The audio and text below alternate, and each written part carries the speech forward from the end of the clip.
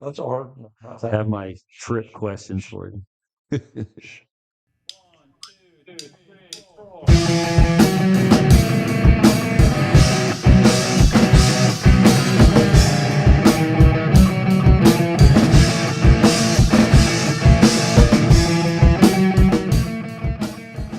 Thank you, thank you. That is me on the drums. Thank you. Tomorrow we have Sean Salas and Sam Sneed on the show. Um, we're doing great things, trying to promote the community one interview at a time and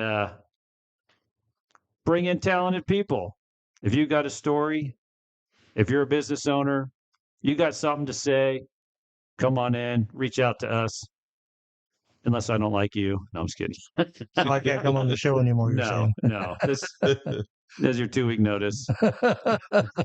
Oh, this is actually take two. We made a mistake. We are human in the learning curve of this, and we recorded a whole show, and there was no audio. No, so if you know how to read lips, we have that show for you to practice on No, and see if no. Okay. no. Okay. Well, we had a little TMI in the last one anyway, I think. Yeah, yeah. I think we talked about a few things that was probably too much for Moses Lake to handle. This is the G-rated show. So that's how we do it. So this is the Rixican Show. I am your host, Rick Beery. Today's show is brought to you by our Mother's Day brunch at Rick's. And we are doing a breakfast buffet and bottomless mimosas. Come on down for Mother's Day from 9 a.m. to 2 p.m. and enjoy some good company. Mother's Day is May 12th coming up, and Yep. one thing that we do skip saying a lot, I really want to egg this in there. Oh, yes, please. Please like, subscribe, and share. Like, subscribe, and share on Rumble, YouTube. Our preferred choice is Rumble, rumble.com. You can find the link on our pages, and we are the Rixican Show. Yes, that does help us out. It's really against my nature to beg. I'm like, but it does help the algorithms and all the internet magic out there. So we really appreciate your support. Today, we have an inventor with us, Michael Archer, and you have invented, let me read this here, hypervoltic HHO. What type of ADHD is that? It's progressive. It happens over time.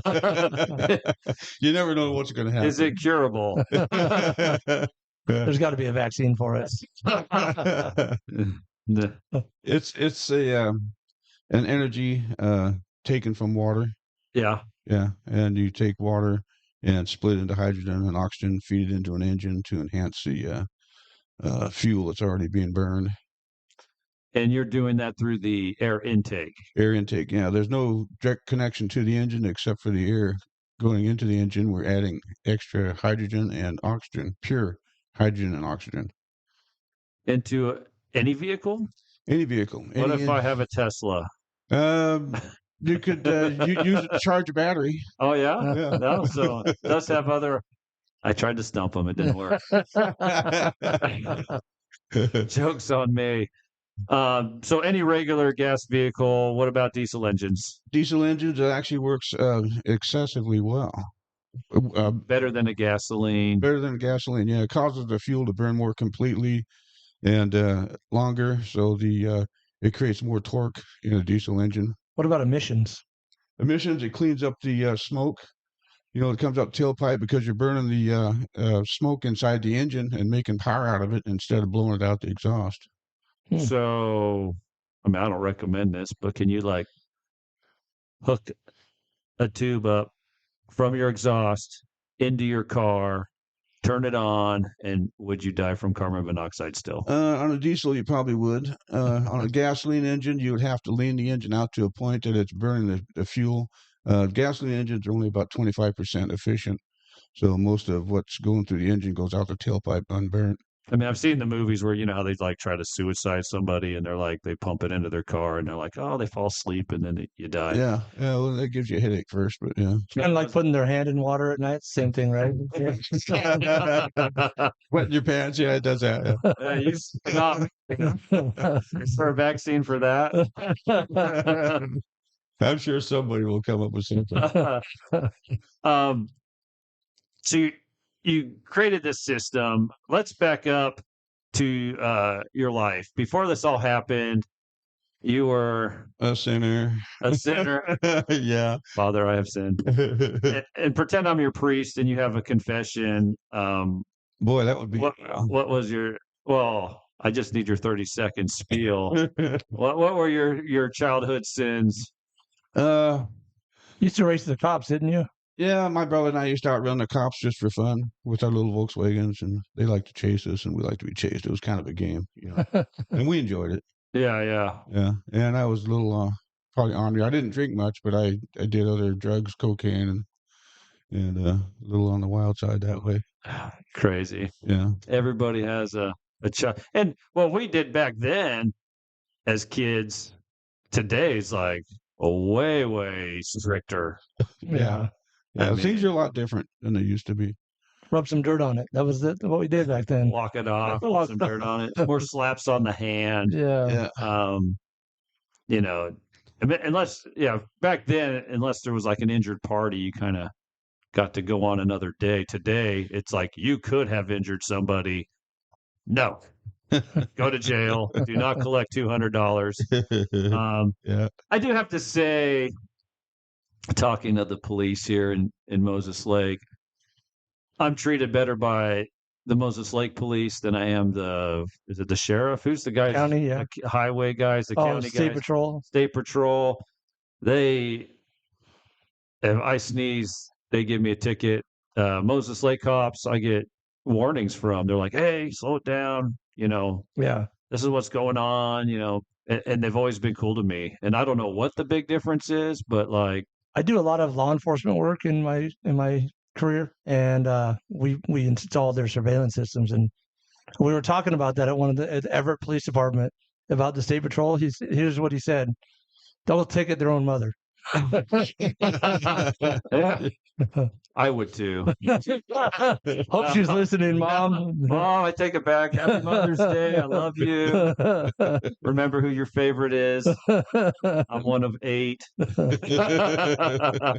And she always told us she loved me the most, but then she'd say the same thing to the next kid and the next kid. Rick would ticket his own mother. It's recorded. I said it. I wouldn't. I'm actually pretty lenient to a lot of stuff because like a lot of stuff I see is not as big of a deal in some areas as other things are. But with me, you had to catch me first, and then, you know. And then I would take whatever consequences I had coming. But, you know, the cops are just out there doing their job. Oh, yeah. That's what they do. You know? That's what they do. Just wish they'd do their job to somebody else. And Yeah. Don't be putting the little baggies of powder in my vehicle and why do they always have to do a random cavity check, too? You know, I don't understand that. You know, boy, that's a bad again. Is there something on my record that says please disrobe me? Yeah. Oh man. So I want to ask you about your parents. There was I guess an incident. You were kind of orphaned at a young age. Can you explain that story to us? Yeah. Well, my dad was Air Force, and I was born in Africa and lived in England for a while. We moved over here in the fall of 1959. Oh wow. And then been here ever since. But 1968, I believe it was June 1968, my parents had a sailboat and they liked to sail. And, you know, they were 6 kids at the time. Oldest was, I believe, 16, and I was 12. Youngest was like 12 months or 14 months old. Anyway, sailboat sailed into a power line here in Moses Lake that used to feed the towers out there at KSCM. And there's a big cable that was hanging from the top of the hill and draped over the water, 110 degrees that day. And the water is about 4 inches higher than normal. and it was just overhanging the lake by about 10 feet. They went all the way up to the edge by Highway 90, and they were turning around and contacted that power line and electrocuted them both. And That's high voltage. it's 600,000 volts, I think. It was quite a lot of voltage. Yeah. Yeah. So I'd like to say I'm an avid sailor, but I'm in Moses Lake. I Yeah. do have a sailboat. I have a catamaran, and you'll see me out on the lake once in a while. I taught sailing lessons in Newport Beach. I was a Sea Scout, and we were sailing the Channel Islands. Every summer, we would take a little cruise for a week, bunch of kids. And man, it was like day 3, day 2, day 3, we pull into this cove called Little Scorpion Bay.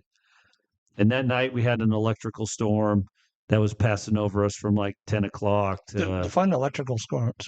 lightning everywhere. Oh, wow. Lightning, thunder. And you're out on the ocean, so there's no buildings blocking your view. You see them hitting the water, you see it hitting the island, and it's kind of a cool thing. But you could see it coming. It was coming from the coast out, and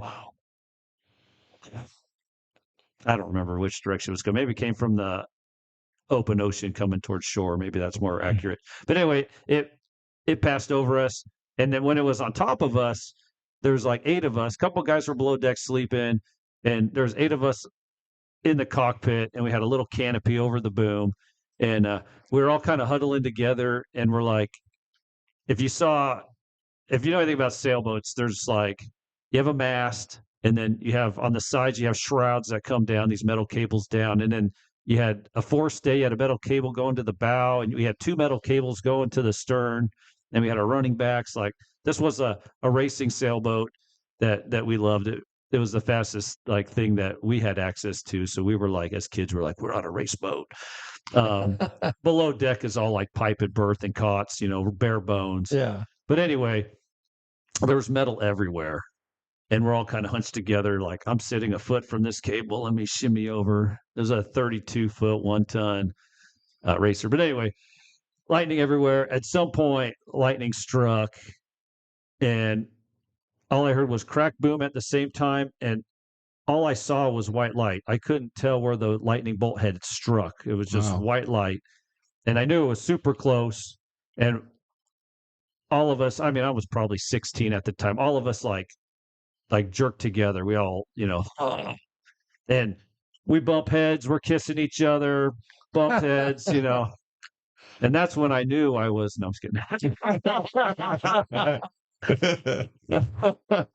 Too much information. Oh, back in the closet. It's coming out. Coming out. But it was an experience. I was like, wow, this is something else. I have not seen thunder and power boom like that and right in front of my face. But anyway, we get past that. After the front passed, the weather changed. It began to blow wind. I was on anchor watch at the time, and go below deck, and I'm like, hey, skipper. And I look back and I go, this is nuts. There's a bunch of, 14 to 18-year-olds, and our skipper was like 21 years old at the time. I'm like, he's still a kid. And I wake him up. I go, hey, man, it's getting a little windy. So he comes up on deck, and he's sitting there for a little bit. And like out of inspiration, he reaches over and he starts the motor. And like 5 minutes later, the wind starts howling. And we have the canopy over the boom. And the boat swings on the anchor. It pitches sideways. Like, we have no sail up, but we're heeling over at least 60, 70 miles an hour of wind. Boat pulls anchor, and we're blowing out to sea. I'm so glad it wasn't blowing into the cove, because we would have been on the rocks in, seconds, minutes. We're blowing out to sea. And it was amazing. Like, and I learned a valuable lesson. I don't know how long I want to go on with this, but I learned a valuable lesson that day. There was a guy on that boat named Jack Johnson. I don't mean to get emotional, but this guy impressed me. 18 years old, and the skipper was on the tiller, and this guy was calling out commands. I was fairly new to sailing, I'm like 16 years old, just done some little dinghy stuff, and he was calling out commands, and we're up there pulling up the anchor, and the anchor's skipping on top of the water. You're like, oh, there's a 40-pound thing, and it's psh, psh, psh. It's a Danforth anchor, if anybody knows anything about those. And we're getting the canopy down. Very impressed by this guy. He would have given his life for me. And it was that moment that I was like, I want to be like that guy one day. He was kind of a simple guy, but when the crap hit the fan, he stood up. And I noticed this in the military too. Anyway, on the boat, there was one guy, really cool guy, the funny guy. He didn't get out of his bed. And that did not impress me, because when the crap hit the fan, the cool, funny guy, he wasn't reliable. But it's something that has stayed with me all my life. A few years later, I was the 18-year-old on the boat when we pulled anchor, called all hands on deck, and one kid was feeling kind of seasick or whatever, and whatever problems he had, he didn't come out of his bunk. And Threw him overboard. I always felt like, all hands on deck means all hands on deck. Yeah. Get up and do your thing. Yeah. I don't care if you're sick, you're dying, you get your hands on deck. We got anchor to pull, we're going in. We were anchored, and we were, drifting towards shore, and we're getting into where the breakers are. And that's, Breaking the boat. the boat surfing into shore with Yeah. it's not a good thing. But I was, anyway, Jack Johnson, thank you. You were an idol of mine. But anyway, sailboats, masts, electricity. Yeah, crazy stuff can happen. So anyway, so you were orphaned, and that probably explains some of the childhood fun you had. Yeah. I kind of went from a kid to an adult overnight, Yeah. and you don't know what you got until they're gone. Yeah. You know? And your life changes. I knew I didn't know what evil was until after they were gone, and then I had to. We had a lot of experience. The whole family had some, but we all stuck together. Well, that's good. Yeah. Yeah, it's kind of one of those make or break situations. It kind of is, yes. Yeah. So anyway, you've developed this technology, hypervoltic, there it is, HHO. Yeah. And is this a type of technology the men in suits would make you disappear over? Well, yeah. I had a visit from the Men in Black, and they look just like the Men in Black too. Black. They have Yeah. glasses on. Yeah, they had the glasses. They had the Bald? white shirt. They had the Did they hold up like, look at this pen? Well, I don't think they did, because I remember everything that happened. So you say. Yeah. I worked with this hydrants. I became allergic to oil when I fixed cars my whole life. Yeah. That's what I love to do. I became allergic to oil one day, and that kind of ended my career doing that. So then I got interested in the hydrogen. So I started copying everything that I could find on the internet, everything that anyone had ever built. And after doing that for about 5 or 6 years, I determined that it has no value, because they all fail in the same way. Yeah. The water turns to doo-doo, and the amperage goes high, and they burn themselves up, and then it's all done.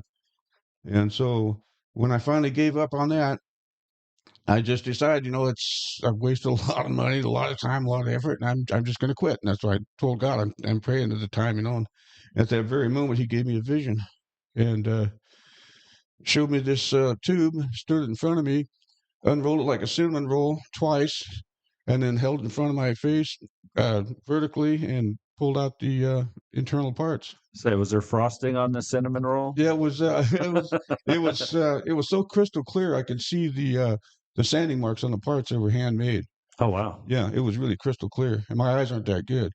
So I built this thing, and right off the bat, it was way better than anything else out there. Not just a little better, but a lot better. Yeah. And so over a period of time,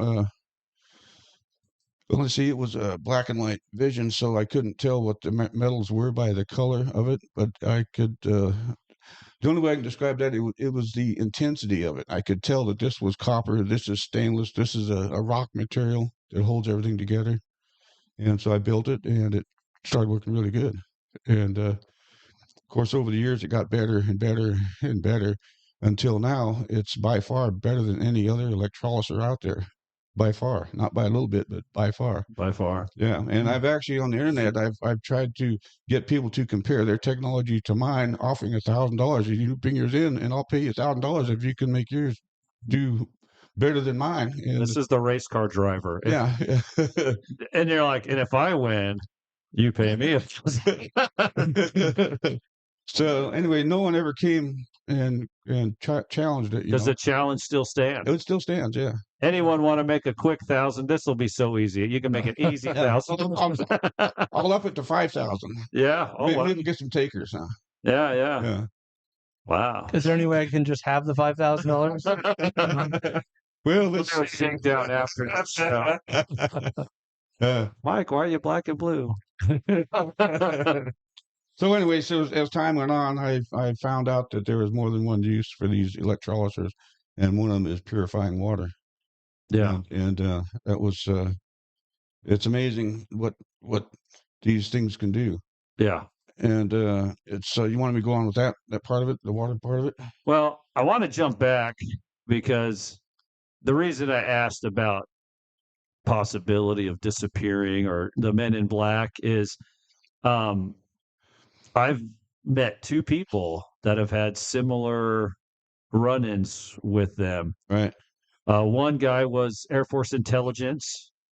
His job was to interview everyone that had been abducted by Aliens. UFO. Yeah. Yeah. And he has seen technology parts, whatever. Anyway, after the whole Roswell incident was over, he was trying to sneak back. He's like, I talked to this guy Sounds like a cryptically, character. whatever. The guy was on his deathbed. He says, I wanted to ask him a couple more questions. And he's like, I showed up anonymously, But anyway, he's like, the Men in Black were at the door Yeah. and would not let me talk to him. They're like, nope, some of that information, Yeah. Well, he's they going to take it to his grave. yeah. Well, when they came and talked to me, I had no idea. I just heard knock on the door and opened the door. There they are, three of them, and they said they wanted to see what I'm doing with the hydrogen. And I said, Yeah. well, come on in, and I'll show you. And so two of them came in, the other one stayed outside, and I said, you guys feel free to do whatever you want. So he went outside. He was going all around the outside of the building looking for. He told me what they're looking for storage. He says, how do you store it? I said, store what? He's going to store the hydrogen oxygen. How do you store it? I said, that would be stupid. That would be stupid because it is, In this blimp. Yeah. I'll go for a ride. Yeah. So anyways, they went up and down all over the place looking for pumps and all kinds of stuff, and they couldn't find that I was doing anything illegal or unsafe. Yeah. And it's mostly because I make it and I use it. Yeah. The safest way to store hydrogen oxygen is water. That's the safest way to store it. You can't blow up water. You have to convert it into hydrogen oxygen first. Oh, now I want to do it. Yeah. Who wants to blow up water? I do. Please. I could bring a little demonstration. We could blow everything up on this table. So here's what I'm getting out of this conversation. Everybody needs earmuffs, and everybody needs, Here's what I'm getting out of the conversation. If I blow up water, I get $5,000. Yeah. Wow. So the other person I knew, Leo, I don't know what exactly they were doing, but they had a device. It was back in the 70s. They had a device that they put on a Trans Am in the parking lot. And they had this shop, and they were building these things. But anyway, well, they were heating the fuel. I believe so. I believe they were heating the fuel to a vapor or a gas before it was compressed by the piston. So therefore, it was compressing They were a heating gas rather than a vapor. He was getting 80 miles to the gallon in this Trans Am. Anyway, that's real. That really happens. Yeah. The dude in suit showed up and confiscated everything and said, "You guys need a new job." And they took everything but the Trans Am in the parking lot. And he's like, "I drove that sucker around for years, getting 80 miles to the gallon." Yeah. That's a job for a mechanic though, because I think to have something like that in the hands of someone that's inexperienced, they could hurt themselves. Yeah. Yeah, because it's when you heat the gases to that temperature, it becomes pretty volatile. anything can set it off. Yeah. And so, he's yeah. Well, it's like with my technology too. You got to be kind of careful what you're doing. But it is relatively safe. You would have to create a whole bunch of it and store it. In order to set it off. Yeah. Yeah. So anyone getting into the industry, do not store it. Yeah. Yeah. Yeah. Yeah, do not put it Yeah. on your hard drive. Yeah, Do not yeah. put it in your yeah. Well, they can compress hydrogen and you can compress oxygen independently, but if you compress them together, it'll actually it reaches a temperature about 350 degrees when you start compressing it, and it will set itself off. Hmm. It actually becomes nuclear, so you really don't want to do that. No. Yeah. Because that's not just a little explosion; that's a big explosion. So on your air intake into the engine is going in as a gas. I would assume if the vehicle's warmed up, that's pretty warm in Yeah, there. yeah. Does it Well, ever self like Well, if you're talking about diesel engines, for instance, the diesel engines use compressed air to create the heat that sets off the fuel when they inject it. so the compression causes it? Yeah. They squeeze the air until it gets really hot, then they inject the fuel, and that's where the fuel burns and pushes the piston down. Yeah. And the problem with diesel is that it doesn't burn completely. You know what I mean? So that's why you get the black soot out the tailpipe and stuff. Yeah. And so when you add hydrogen and oxygen, not just hydrogen or oxygen, but both to the incoming air, you can't. When you start compressing it, it won't set itself off because the mixture is not right. The mixture is right only when they inject the fuel, and so it causes it to burn more completely and longer. So you don't get a lot of horsepower gain, but you get a real big increase in torque, and that's what you need for pulling heavy loads is the torque. And so that's where it really helps. And the mileage, I'd say, on the diesel engine, the ones I've done so far has been about a 44% increase. Yeah. So you're using 44% less fuel. 44% less fuel. That's a lot. Man, these gas company guys aren't going to like you. Well, I kind of beg to differ there because we're actually working with them. We're keeping the fossil fuel industry alive No. because they're trying to cancel them. Yeah. So I would think that they'd be more interested in keeping this alive and making this go than they would to try and stop it. And that's my belief anyway. That's a good perspective. I like that. Yeah, Yeah. make it more efficient, keep it alive Yeah. as we transition into Yeah. other Well, things. the electric stuff, I mean, they can say what they want, but that's never going to go anywhere. I mean, it's really ridiculous what they're trying to do. Yeah. And so, And I'd like to interview, I got some guys hopefully coming in soon from Group 14 that are making the battery thing. And according to them, the silicon that they're making is supposed to, like, if electric vehicles getting 300 miles on the current battery system, the silicon batteries are supposed to go 1,000 miles on a charge. Yeah. And so we'll see what that technology brings because that makes it more viable. yeah. You still got to charge it. You still got to do stuff with it. But I'm excited when that trickles down to my DeWalt tools. Well, No, they- no yeah. DeWalt. No DeWalt. DeWalt tools or Milwaukee, Milwaukee, there we or whatever you like. But it'll be interesting instead of, will that triple, quadruple the time you can use that tool or make it lighter? Right. So anyway, we'll see. We don't until I see it. Well, energy is energy, and we live in a good area around here because of the Columbia Dam. We have a lot of excess energy. Most energy we produce down here is shipped to California. Sold off, yeah. PGA or Yeah. PG&E. Yeah. So I'm not knocking what they're doing, but with this hydrogen on demand, there's no infrastructure required. Yeah. It's just in the technology of the cells themselves. Yeah. And the only difference really between what they have and what we have now is the longevity. It'll keep on working. It doesn't quit, and the water stays clean, and that's the advantage to it. Okay. So let's jump into water. Okay. You have a sorting technology, and when you were homeless on the land by the lake where they were dredging, you weren't homeless. I made that up, but I was with the homeless. Yeah. you're with the homeless. Yeah. Tomato. No. So you're down there where they're dredging, taking the nastiest water you could find. Yep. Running it through your machine. Yeah. And you were able to drink it, cook with it. Tell us about. I lived on it for a whole week. Yeah. Were you sharing it with the homeless? I was sharing it with the homeless. I made showers for the homeless. I had state patrol trying to run me off. I had the city. You were there cops with trying to run permission, me right? off. Yeah. You had permission to be there, though, right? Yeah. Rick Penlorick owned the property, so he gave me permission to be there, so they couldn't run me off. And so Is that because they thought you were homeless, or because of your project? I think because of the project, and I offered them to drink of the water, and they wouldn't do it because they know what's in it. Yeah. Or was in it, because it's no longer in it. When I'm done with it. I don't know if I'd want to do it either. I mean, It's pretty hard. Yeah. Yeah. The water looked clear and it tasted clear, and there wasn't any taste or smell or anything to it. All that stuff was gone after the reactor. Yeah. And how do you look at the microscopic side of it to see? I have a little microscope or little Put it on a little yeah, dish or Nobody wants to see what's in the water. no, they really don't. Because it's, people we're kind of germophobic and bugs. There's every place you go, the water's different. There's no two places that are identical. Yeah. And Yeah. you can, on one side of the lake on the same water, it's going to be different than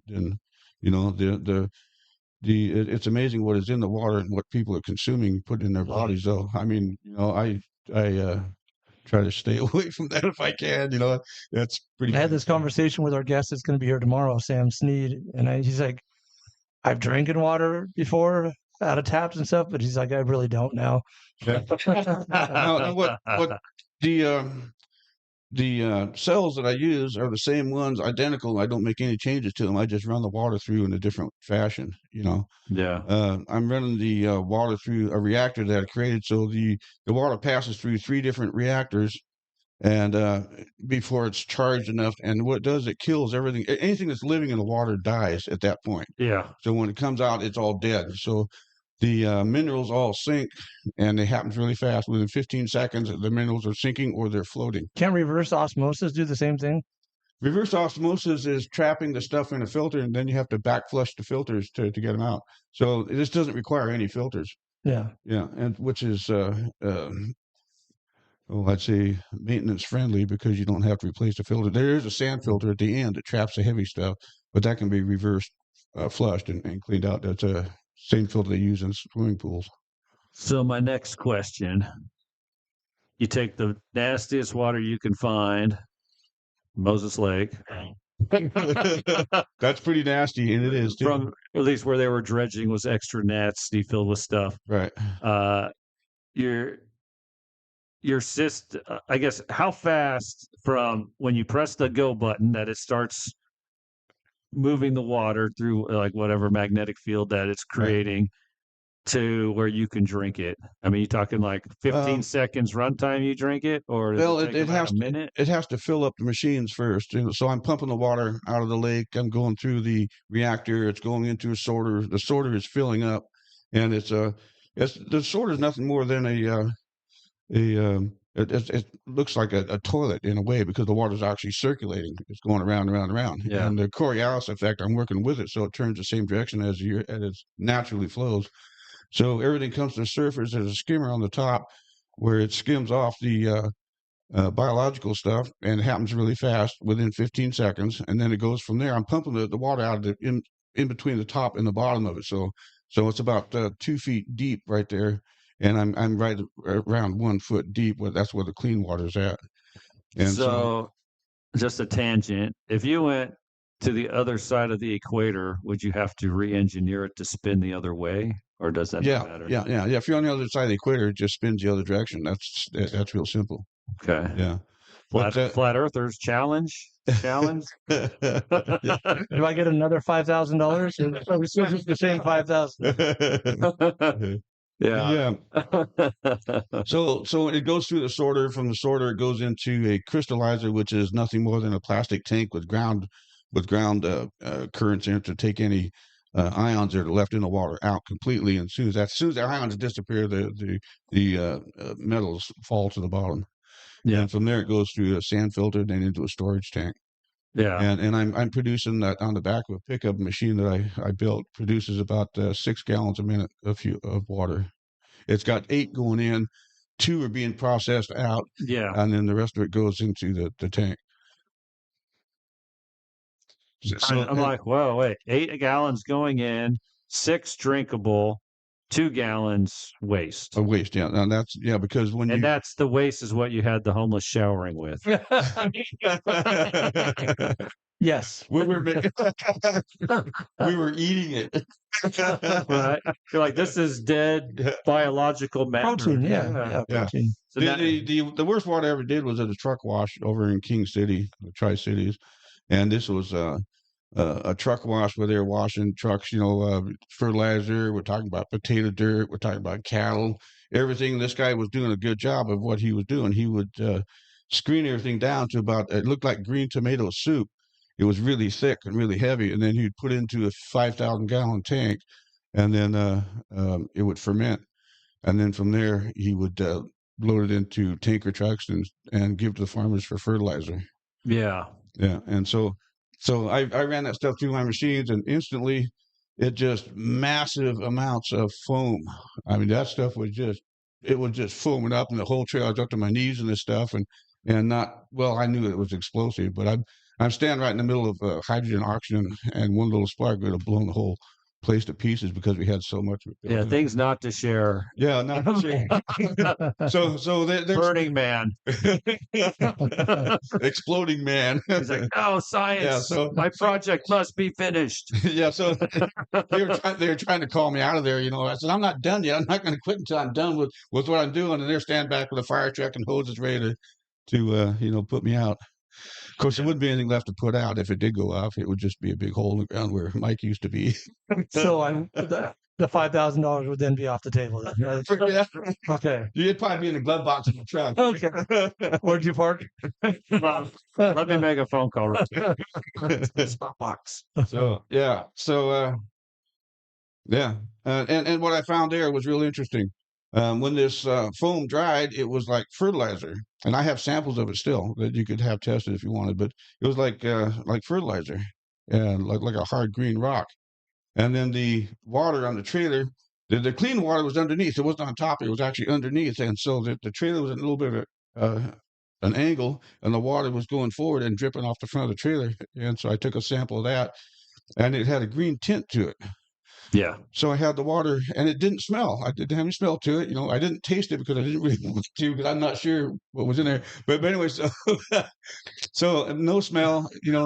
I had tested, and what they found was it had chlorophyll, and chlorophyll is what makes the plants green, and it's actually safe. And so if a person was cleaning the water in a cattle yard to keep them going into the rivers and streams, which is what they're doing, then they could reuse the water, feed it back to the cows, because it would be healthy for them. Yeah. Yeah, chlorophyll is healthy. It's not going to hurt you. What about me? Would it be healthy for me? Yeah, it's healthy.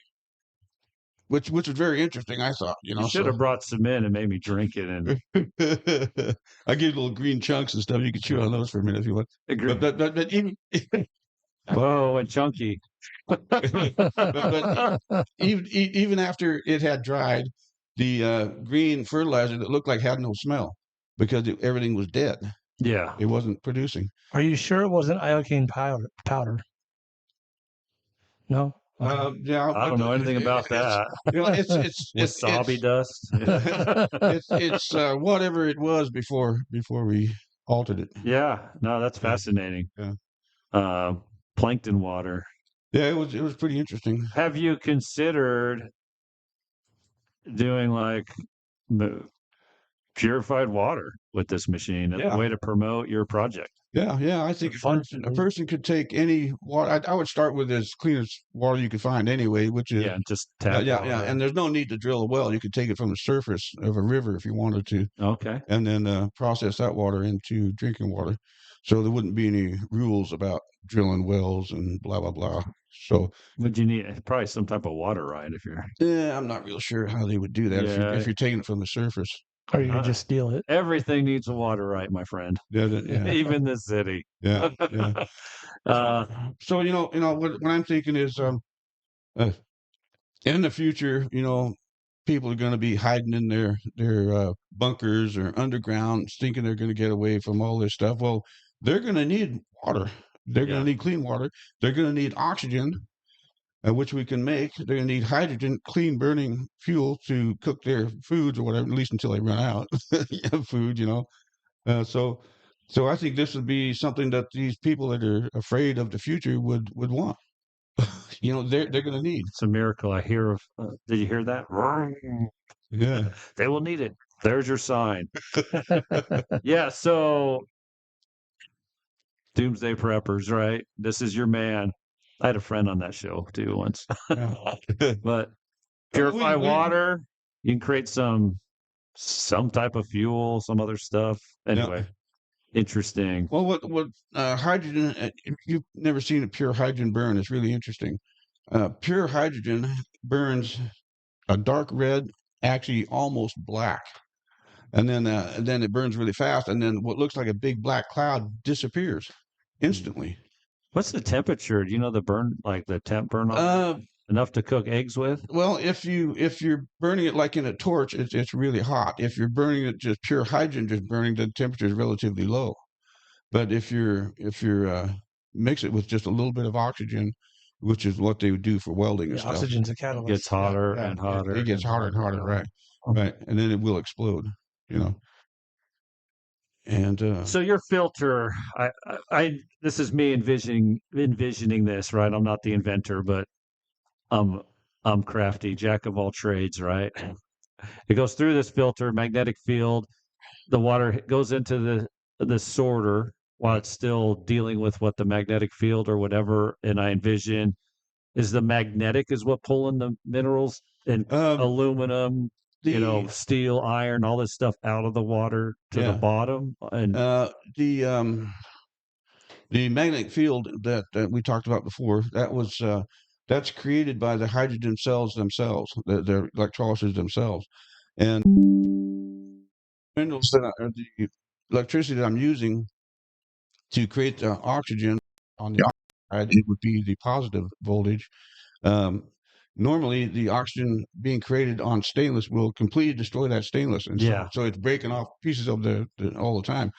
And so when I started building these things, I'm using the kind of stainless that you would think it would erode really fast because of the type of stainless it was. It creates its own magnetic field. When I turn it on, there's a magnetic field, and so I found out from researching that oxygen can be manipulated with a magnetic field. So I believe the reason that it's not eating up the metal on the electrolysers is because it's the magnetic field is holding the oxygen away from the surface of the metal, and is being produced off the surface instead of on the surface. And that's why I'm not getting the erosion on that particular stainless. On the last show, you talked about the ginormous parasites with the big mouths and stuff. What kind of other things did you see in the water? There's there's a lot of bacteria. Like I say, in the processes that they use now, they run things into a settling pond, and then they expose it to ultraviolet light. And what the ultraviolet light does, it doesn't kill it, but it neuters it so it can't reproduce. So it's still alive, but it can't reproduce. We do that with mosquitoes and Yeah. And so what my technology Sterilize does, them. my technology kills it. And then it instantly, the hydrogen carries it to the surface, or the oxygen, whatever, and then the heavier stuff goes to the bottom. It sinks, like metals, lead, aluminum. There's a lot of aluminum in the water nowadays. Aluminum's really good for you. Yeah. I love to be like heavy metal. If you want brain function, the aluminum could take Yeah, that away really quick. Alzheimer's and all those wonderful things you Yeah. get. Yeah. Mhm. So it's really healthy, So our tap water has what? Aluminum. aluminum, boron. There's there's all kinds of stuff. I did. Chlorine. Does your system take the chlorine out? Probably by disturbing it, it probably would. Yeah, if there's any salt in the water, it actually creates a chlorine, but it's a quick dissipating chlorine. It's a gas. It's not the crystal like you would use in swimming pools.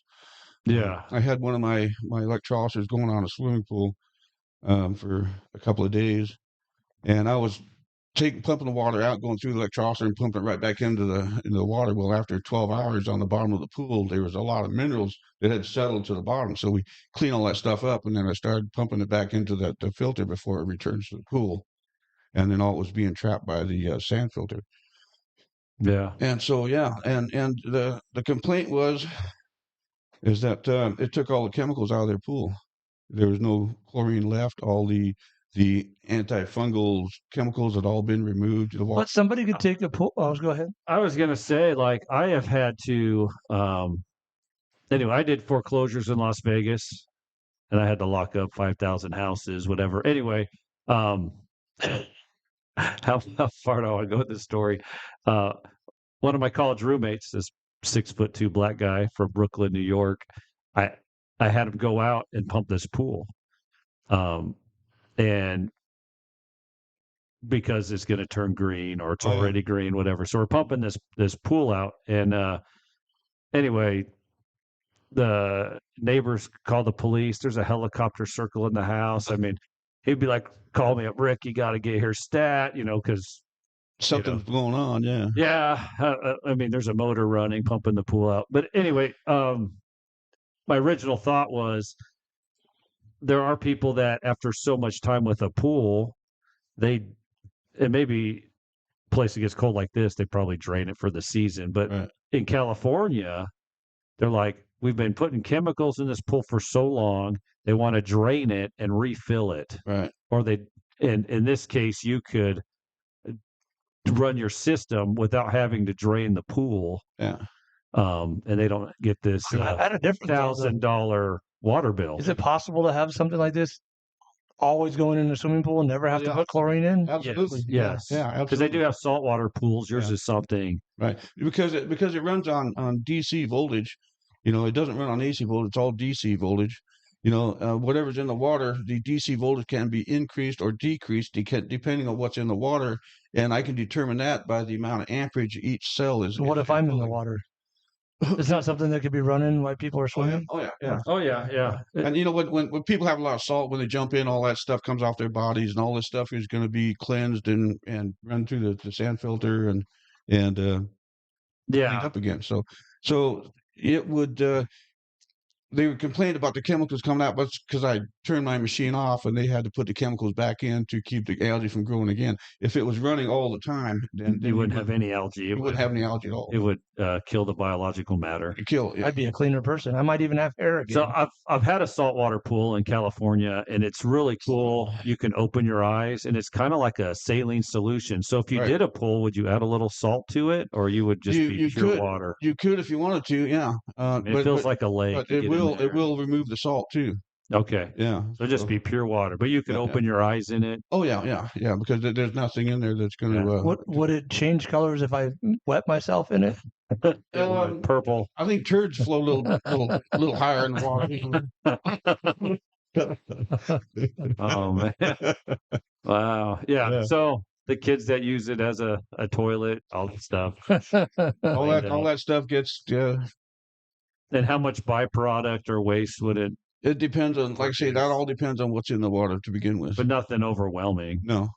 Unless you started off. Well, you had to kill off the chemicals, and then once you get to a place baseline, it'll just right. And when you know when it does that too, because after the water is being run for a while, then the amperage goes lower and lower and lower because it's removing all the stuff. Yeah.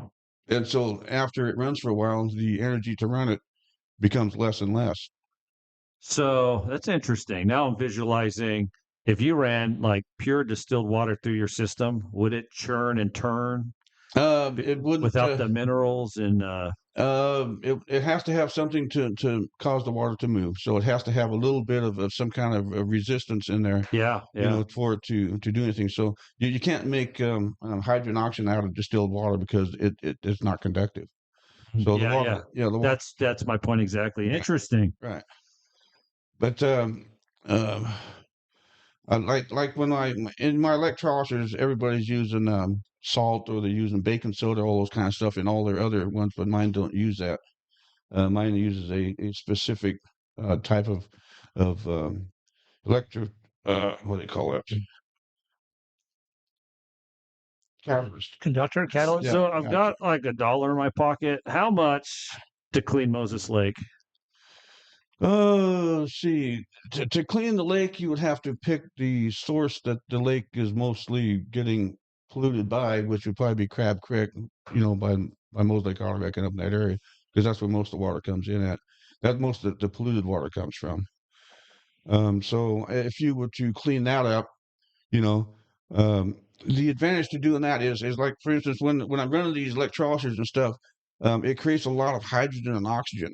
So you could either capture it and sell it, or use it to power the generators that are running the system, which will increase the efficiency. So you're cleaning the water. So how far will my dollar go? I'd question if he actually Going to has a Moses dollar. Lake, I would think- 26,000 people gave you $1. Yeah. Would you be like, hey, you got this summer, water will be very light? I would imagine for 26,000, you could probably build a fairly large electrolyzer. The fish aren't going to like it though, because they don't like the electricity in the water, and so the fish probably wouldn't go past it. They might come up to it, but they're going to feel electricity and they're going to head the other direction. Yeah. But how Yeah. close would that be? Because I guess now you get into environmental concern. You just ruined the project. No Well, more trout in Moses Lake. well, Can you move it further away and churn it, and then it won't bug them? Well, you could release the water in front of it and create a path for them to go around it. Yeah. That would be simple to do. Yeah. Yeah. Just a simple. But to have the fish go through the electrolyzer, that would be not good, because it'd probably kill them. Because everything. That was another Yeah, question. yeah. That's why it was with us in the swimming pool. Wouldn't it kill us? No. No, because the machine's elsewhere. Yeah, You're in yeah. the water. You're not in the. Well, Yeah. if a person using AC voltage will kill you. But this is DC voltage. Can we try it? Yeah. I'll go first. Yeah, I've actually You feel lucky. I was working with saltwater fish tanks there for a while, Yeah. and cleaning the salt out of the water and the fecal matter and all that kind of stuff.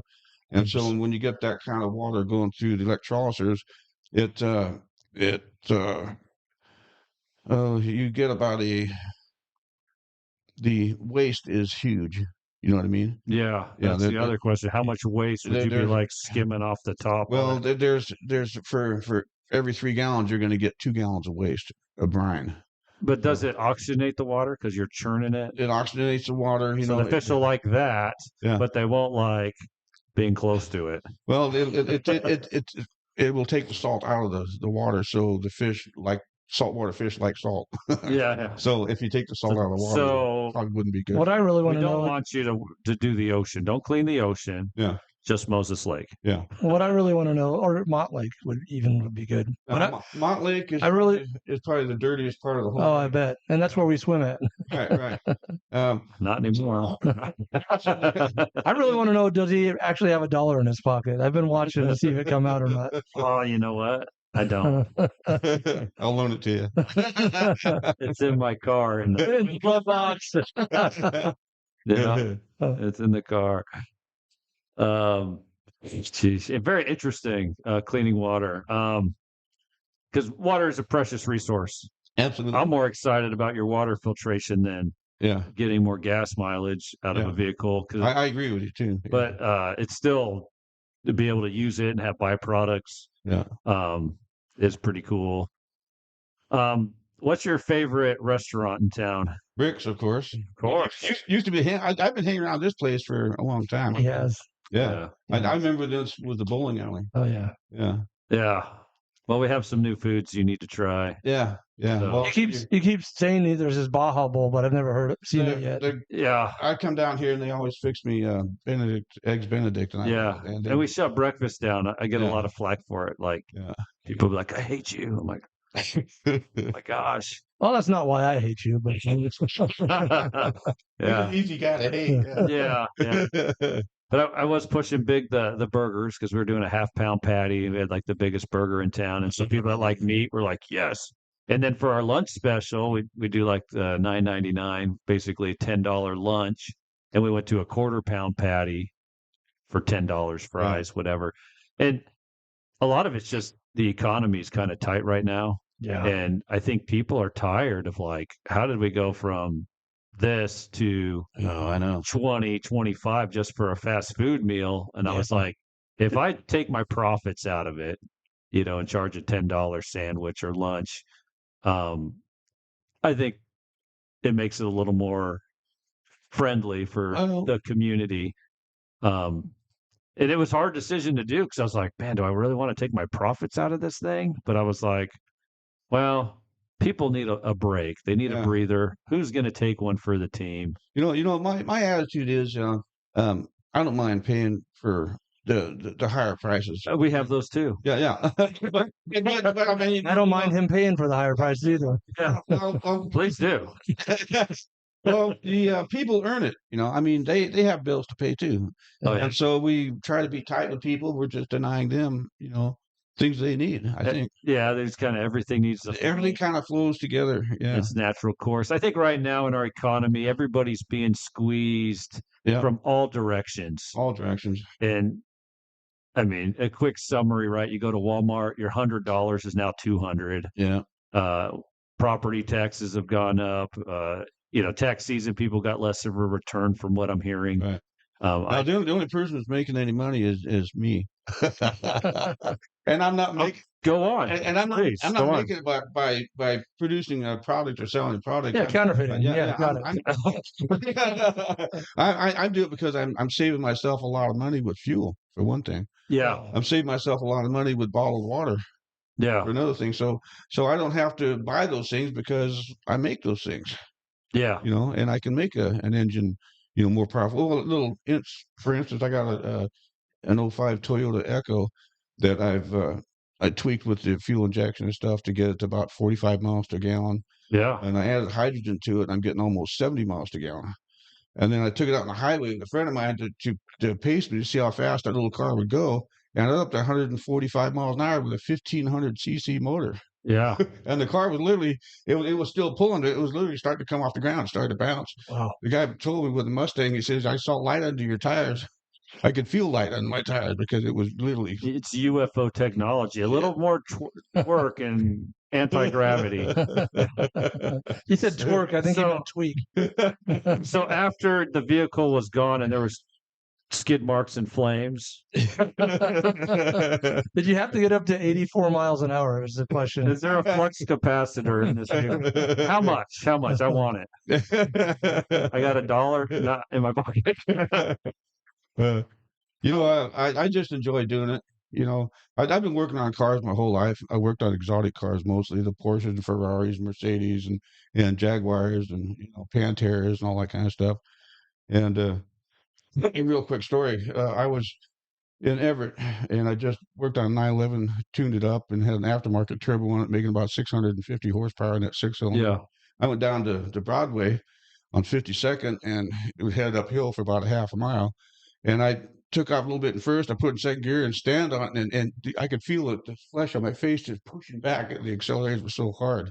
Yeah. And shifting to third gear, did the same thing, and just kind of doing the wandering around the road, and left block marks all the way up. And I slowed way down. I went back around and got into the shop. This is on Broadway? Yeah, down in Everett going. Oh, Everett. I was like, Yeah, there's yeah. a hill on Broadway?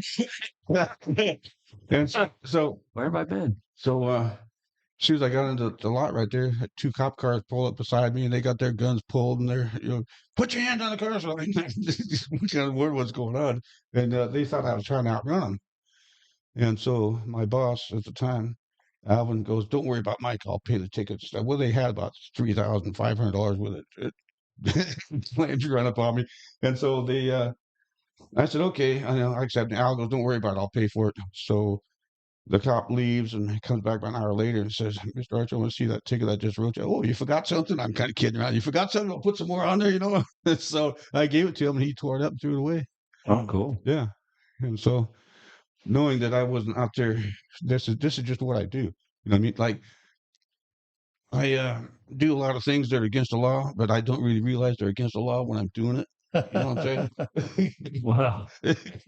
When you woke up this morning, I was probably doing something against the law. breaking the law. mouth breather, Yeah. polluting the environment. Yeah. Yeah. Life is fun, isn't it? I think it is. Do you have a patent? I tried to get a patent. In fact, we spent about $40,000 trying to get a patent, and it was more likely they wanted to steal the technology, and all I wanted was design patents. So they kept at me, trying to get me to give them the trade secrets. I'm just not going Is to do this it. the government? Like who?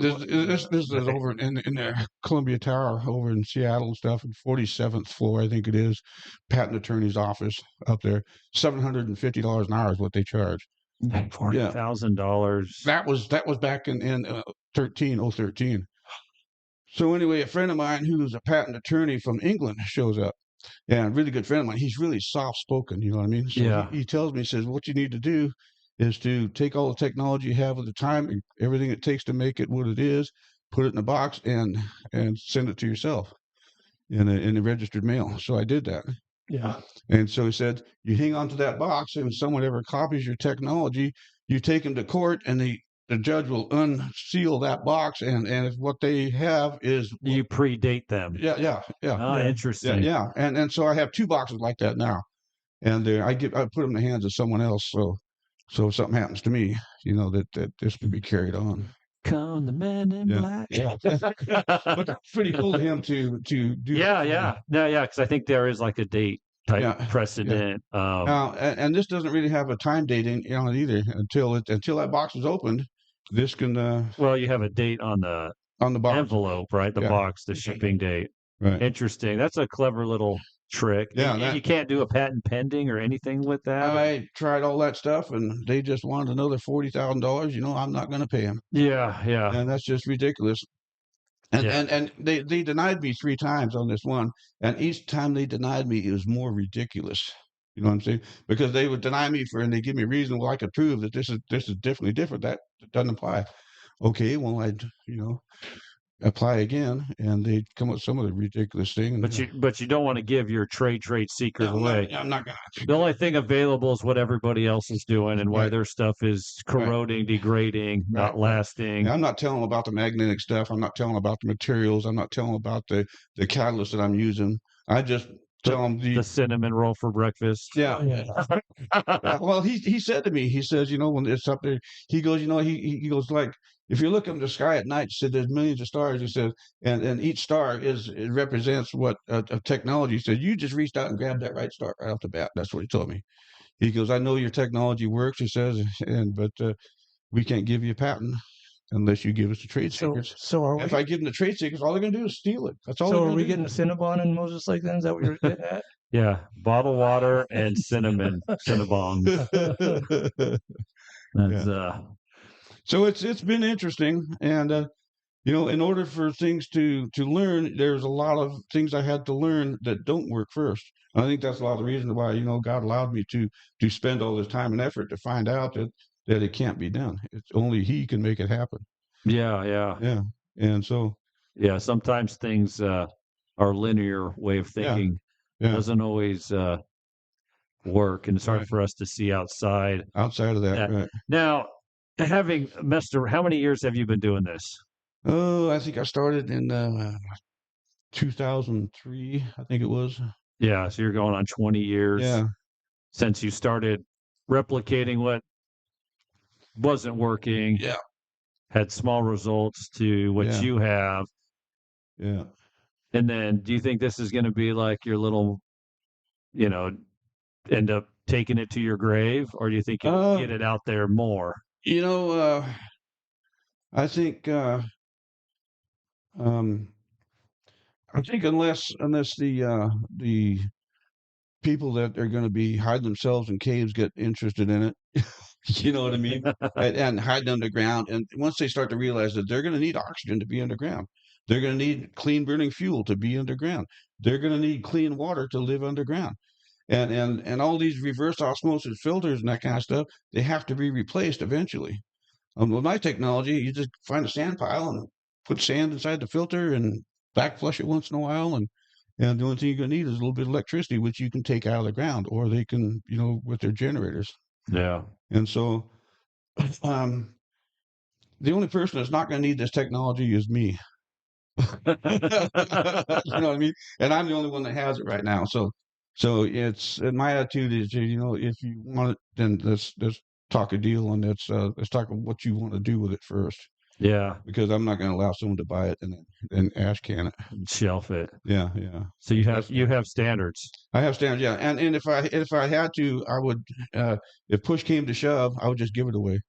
Yeah, Yeah, yeah. yeah. And so, So we went from $5,000 to free. I like this. Yeah, I'm getting bigger. All right. but it would take. And if I pushed you right now, would you give it to me? Rick really wants to start a Well, see, bottling. I'll even be open handed. It won't be close fist. Well, I'm 70 years old, so if I hit the ground too hard, I probably wouldn't survive it. Yeah. Then that package will get delivered. I'll be there to get it. No, you can't excuse away experience. Like, I might be clever, but there's a lot I don't know about the years That's true. that you've put into it. Well, I've been told this before. It doesn't really matter what it cost me to bake it. That's not what gives it the value. What gives it the value is what it is, what it can do. Yeah. And so, It's and still free. yeah, yeah. But It's water. I pay Yeah. $20, $50, $100 a month. I have water. Why should I pay more for yours? Yeah. Yeah. Yeah. Interesting. But the water nowadays is really bad, and it's really bad everywhere, and it's getting worse. With all this chemical spraying in the atmosphere and cloud seeding and all that kind of stuff. The aluminum that they're pumping is getting into the snow and the mountains, and that aluminum is not good for your health. No. Not at all. No. What? No. I don't remember. What are we talking about? Sorry. Aluminum clot. Yeah. I'm good. I'm back. So This is the Rixican Show. Today's guest is Michael Archer. Yeah. Oh, we started over. We did that already. Rick. We did that already. Yeah, I really would love for you to make water. That's my biased opinion. Bottle water, get it out there. Yeah. What's a good name for that? Archer water, Whitewater. Whitewater, high Oh, that would water, work in today's society. Yeah. Whitewater. high quality HHO. Yeah. There's your little water boy. That's some quality H2O. They can take bottled water from any spring or pond or whatever, and sell it, and that's what they're doing. It is. And Yeah. What pH does yours run at? Do you know? like I say, it all depends on what's in the water. That's a very. Can you enhance the pH? Yeah, by adding things to it, you could enhance. By adding chemicals, you can do anything. Yeah. The little blue pill that we were talking about. So if you took tap water and ran it through your system, it would separate out. I guess, what would I expect? Tap water, bottled water. Okay, so if you're to take, What would make yours different? you could take city water and you could run it through the machines, and it will remove the chlorine. It'll remove the chemicals that they put in there. It will kill the bacteria that's still left in there, which has been neutered. It will kill it, and so you can remove it. So yeah. There we go again. Neutered bacteria. Yeah. Neutered bugs. And yours would be dead bugs. And many of that would be removed. Yeah, they've all been removed. Been removed. So Yeah. you wouldn't have bugs. No. So your water has less protein. Yeah. Less protein. There's a way to put it. And the chemical waste that comes off of farmland, for instance, actually enhances the power that it takes. So the farmland and stuff would have all these chemicals coming off the farmland that acts as a catalyst. And by running the water through the hydrogen cells 3 different times, I adjust the voltage up or down depending on where it needs to be, depending on what's in the water. So I go to a site where the water might be cleaner. I could probably just run on 12 volts and get the amperage that I need, because I'm looking at a certain amperage to make it effective. Yeah. And so if the water is cleaner, then I have to up the voltage to get the amperage higher. Right. So then, yeah, and you're working off what, 12 volts, 24 volts? 12, 24, 48, 36. It all, like I say, it all depends on what's in the water. I'm working mostly now with 12 and 24 volts. Yeah. That's a pretty good range to work. Yeah. Easy to create. Yeah, easy to create. Yeah. I have a generator that has two different alternators. One's 12, one's 24, and I can just instantly switch it from one power to another to get the effect that I want. Not that I want, that effect that works. Yeah.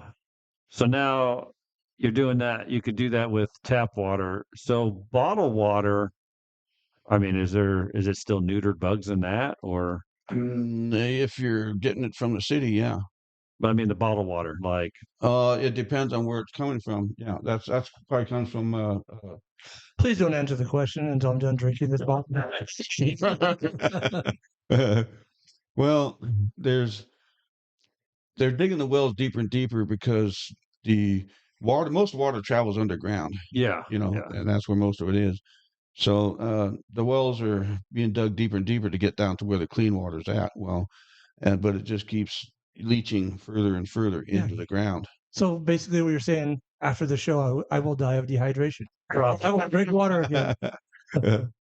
They say the boil water, boil water doesn't take any minerals out. It doesn't take the bugs out. It might kill them, I mean, that's what we did with camping. You boil it, or you have your little filter deal. Yeah. Iodine, chlorine. Yeah. Aluminum. Oh wait, no. Yeah. Aluminum. Yeah. Well, that's one advantage to what I'm doing. There's no chemicals added.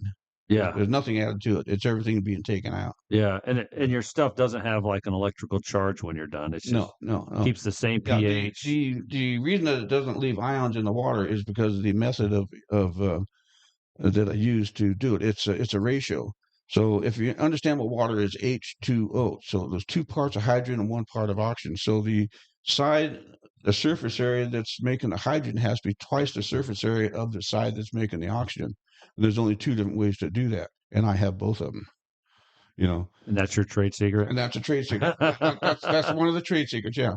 So it's everyone else is extracting the hydrogen oxygen on a 1-to-1 ratio. So what you're doing that way is you're depleting the water of oxygen because you're taking too much oxygen out. You're taking the same amount of oxygen out as you are hydrogen, and so you're depleting the water. And that's one of the reasons why the water starts to go bad really fast and it starts to overheat, because it takes more and more energy to take that hydrogen molecule out because it's not there. And so it's no longer water, Strange question. What do you call that? OOH? Yeah. yeah. Alien. Yeah. Something. That's And OOH, isn't that? And so there's lots of ions left in the water. When you do it that way, the ions increase in the water. Yeah. And then so a lot of people, you hear they drink an ionized water. All it is going through an electrolysis, and it leaves ions in the water. So this is a legitimate question. I know I joke around a lot. Batman or Superman? No. That's just not true. What if I took, seriously, I just thought this. If I took moonshine and put it in your thing, right? Would it have a hardened alcohol or something, or what would it? The electrolysis, I tried that with alcohol. Yeah. And it actually has it doesn't have any effect on it. Yeah. When you're trying to take the ions out of water, it's like distilled water. Yeah. It has no. But I'm talking like moonshine, for example. Yeah. Well, if it was moonshine, there is no reaction. But if you ran beer, there's more. The beer is probably going to have an effect. It's probably going to make it all foamy and skim the top, and what are you left with? That'd be a fun fundraiser to get everybody down here to do like a bunch of tests. Extra light beer. This beer is a vodka beer. We can make it explode. Yeah. No. You want? Let's go to Rick's and make it explode. The fire marshal's like, see, you need the sprinkler system, Rick. Wait, now we have to put one in the podcast in the studio? Yeah. Like your guests, yeah. Guests you have are dangerous and you need 2 sprinkler systems. Yeah. I was launching fireworks with it for a while just to see what would happen, Yeah. kind of experiment. I like to go out and blow things up once in a while. Oh, man. And so I made a tube of copper pipe that was about 3 times the length of the regular mortar, Yeah. and then I would set the mortar down about 3/4 of the way, and I'd fill that bottom cavity about 7 inches with hydrogen and oxygen. And then I would set that hydrogen off, and the fuse, I would set the fuse off. The fuse would burn down the tube, and as soon as it reached the bottom of the um, um, Leg. firework, it would go boom and launch it up. Well, that fuse would still be burning as it's going up, and then it would set off its own, mortar or launch powder or whatever. And whatever direction that thing is turning is the direction it's going to go when it blows up. So if it's pointed this way, it pointed straight down. I have them come straight back down to the ground and blow up. Everybody scatters. It's kind of fun. No, it doesn't sound fun at all. Oh my God.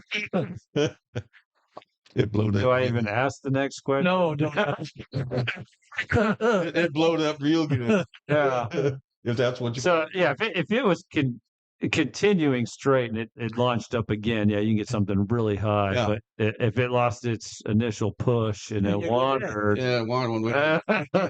Then when that powder goes off on underneath that thing, it's going to blow whatever direction that. Yeah, we call that manslaughter. Have you ever put one of those mortars in upside down? there's a reason. You remember the lawn darts you used to throw? They're like, yeah, no more Yeah. giant darts to throw in the air and land and stab people with. This guy's doing it with fireworks. Archer. The only protective gear I wear is earmuffs and a pair of sunglasses. And a condom. Yeah. That's good enough for me. And if the fireworks coming back down at you, do you just turn on your machine? They like, I'm protected. I I'm close my protected eyes. by the magnetic field and And the fish swim around you. like Aquaman. It can be interesting. Sometimes people scatter when I'm about to set things off and stuff. Yeah. You know, He should come with a warning label. that would be a good shirt. It'd be like Michael Archer, hypervoltic HHO, and something on the back like caution. Or it blowed up real good. Yeah, like my experiments make parental advice. Something. Yeah, parental advisory. Don't do what I do. Michael Archer. But on the flip side, right? Part of our society be like, oh my gosh, this guy is Nuts. nuts, pushing the limits on stuff, and that raises some red flags. Another aspect is how do you do experiments without pushing the edge? You don't. You Or the have to push. envelope. You have to push it. And there's a cost to it. Yeah. You're taking that fertilizer water. I was. I and had. could blow up. Yeah. Like you're like, you got to push the limits. Yeah. Yeah. Well, in my shop, I usually have one of those reactors going pretty much all the time. So my oxygen content inside of my shop is a lot more than it is outside. So the air inside is a lot cleaner than it is outside, or has more oxygen. And they say that 21% oxygen, that's not 21%, it's more like 14 now Now, at sea level. with the increased oxygen, do you notice like an increased intellect? You're like, My Can you read my mind? it's kind of I'm funny. in the zone. Yeah, it's kind of funny, but my head is probably clearer than it's ever been. What am I Yeah. thinking right Yeah. Go on. Empty. now? Keep talking. I'm almost finished. Yeah. He's got the buttons on there. Watch out. So you've been drinking your own water for the last. Ever since I had the machine going from 2013, I think. When's the last time you've been sick? I haven't been sick. Yeah, I don't get sick anymore. I don't know why. Well, maybe I do. I just. I might have an idea. Yeah. I mean, Wow, interesting. I just had to throw it out there and said, you know what? This Well, I also a loaded question. yeah, yeah. I'm sick all the time. Why'd you ask? Drinking my water? Yeah. Uh, I learned that, for instance, when you got a headache, you don't need aspirin. Just take a drink of water. yeah. And that takes care of the headache. yeah. So, and you can get into salt and all this other stuff. Like, I've changed the way I live too. I look at all the labels and what I'm eating. And I don't go to McDonald's anymore. yeah. So that kind of stuff. And I do a funny thing at home is, have you heard of Celtic salt? Celtic. Yeah. Celtic. Sorry, I'm saying it wrong. Yeah. Celtic salt. I have some of that at home, and because it has like 90 some odd like minerals and stuff in there, Yeah. where your table salt only has like the one, but that Celtic salt is like supposed to be able to help your cells absorb the water. Right, right. Where, It's where the- table salt's not helping you. So I've been kind of messing around with that, and sprinkling that on my food. But I do notice, like, I'll put it on my food and I'll eat it and go, man, it feels good. Yeah, yeah. I can't prove anything scientifically, but I was like, this kind of feels Yeah, good. yeah, and that is scientific if you're Very using yourself. observation. Well, Yeah. what are the scientific? Yeah, I can't prove it, but I'm like, it feels kind of good to eat. yeah. I don't remember the last time I had a cold or sore throat or anything. Could it be though the But placebo I effect? also used colloidal silver too. Yeah. Yeah. So, Like and, for example, I had certain higher pH waters I drink. yeah. Until my neighbor had to, Adam, if you're listening, had to topple that because I was drinking these different brands, and he said, "Let's test those. All of them are acidic." So, Yeah. like, could it be a placebo effect that you're feeling with the Celtic salt? or- Could be. Yeah. Could be. Yeah. I mean, you look good. Thank you. Thank you. I work out. Yeah. Starting to get weird, guys. Yeah. You mind stepping out? Let's join hands here for a minute. A little kumbaya moment. But yeah, there's a lot of things that are unexplainable. If I go back to one of my foundational beliefs, is we're human and we cannot seem to figure things out. We don't know what diet is the right diet. And be like, oh, the carnivore, the vegetarian, this, that. Like, we can't figure it out. And there's things that trend and come and go. And it's fascinating to me as human beings. We're kind of a bunch of doofuses running around. I think it's the variety of things. I mean, if you're always eating the same thing, you're not going to get everything you need. So, the Celtic salt, that's a good thing. Red meat, that's a good thing. Yeah. Vegetables are good too, as long as they haven't been sprayed with herbicides and pesticides and all that. Yeah. Yeah. And how Yeah. do you know? And how do you know? Yeah. Yeah. And a lot of stuff they're using now, you can't even wash off. You almost have to peel it off, because it's Oh, I don't know. I just breaking my heart. yeah. Awesome, man. Really appreciate you coming in You're today. breaking Yeah. my heart. Well, I enjoyed being here. It's glad to talk about this stuff. Well, Michael Archer, thanks for coming on the show You're welcome. and teaching us about water. This is something that, like, I guess it's your technology. It's like unknown and unheard of. And I'm excited to see you take it to the next level. It's 20 years. My biased opinion is we need to start bottling it, selling it, get the name out there. And it would be really cool. I would definitely buy it. How much is a bottled water making machine? Oh, 15,000 oh no, way less. Amazon. that just bottles it. Even The bottling process itself. you could make it for Yeah. whatever, but yeah, if you make it The process. just something to put it in there. Right now, you would be like, bring your own bottle. Yeah, Yeah. bring a 5-gallon bucket.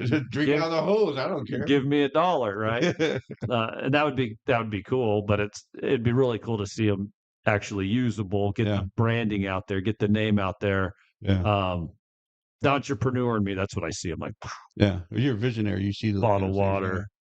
Yeah. And it's marketing, it's branding, and maybe from that, would that raise the funds for you to be like, all right, now we're doing this with it, now we're doing that. Would that help it, or does it just get it out there and that's good enough? So if you want to start a bottled water company and you've got, We'll figure that out. and that's me pushing that idea on you, but I'm like, that is, my vision for you, but Yeah. you have to follow what's best for you. Yeah. Well, thanks for coming on the show. Likewise. Thanks for having me. Share, subscribe. This is my part to beg. Please, pretty please. My OnlyFans page today shows my feet at the gym. So like and subscribe for more, so we can help support our community and the amazing people that we have with us. This is Rick signing out. Adios. Adios, amigos. Engineer's telling me to be quiet. No.